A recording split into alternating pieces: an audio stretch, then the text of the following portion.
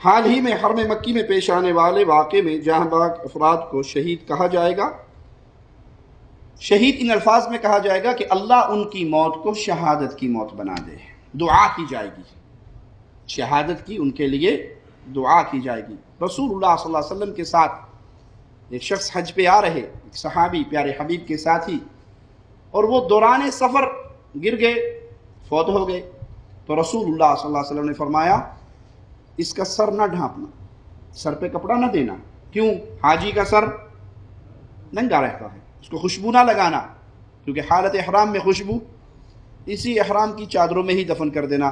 قیامت کے دن جب یہ اٹھے گا تو لبیک اللہم لبیک کا نعرہ لگاتا ہوا یہ اٹھے گا۔ تو ان میں جو اہل توحید حالت ایمان میں فوت ہوئے، وہ انشاءاللہ ہماری دعا ہے اللہ ان کو شہادت کا مقام عطا فرمائے، اور جو حالت شرک میں مرا وہ کہیں پر بھی مر جائے، مشرک کی معافی نہیں ہوتی۔ کسی کے بارے میں کنفرم یہ کہنا یہ شہید ہو گیا، یہ مغفور و مرحوم ہیں، مرحوم ہیں، مغفور ہیں، رحم ہو گیا ان پہ، معاف ہو گئے، یہ آپ کو کیسے خبر ہوئی؟ یہ خبر صرف اللہ اپنے نبی کو دیتا ہے۔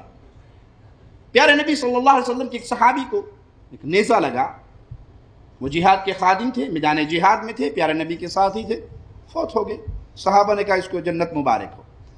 آپ نے کہا تمہیں کیسے پتہ لگا؟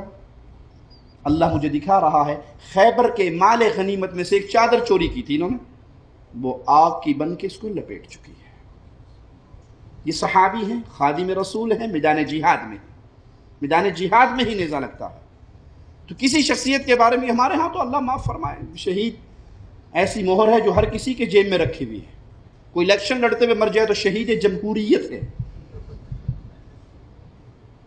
کوئی لڑکیوں کو چھیڑتے ہوئے مر جائے تو شہید عشق ہے۔ اللہ سے ڈرنا چاہیے۔ یہ جملہ آپ کو کیا خبر ہوئی کہ یہ شہید ہو چکا ہے؟ اللہ نے اس کی شہادت، دعا کی جا سکتی ہے کہ اللہ اس کی موت کو شہادت کی موت بنا۔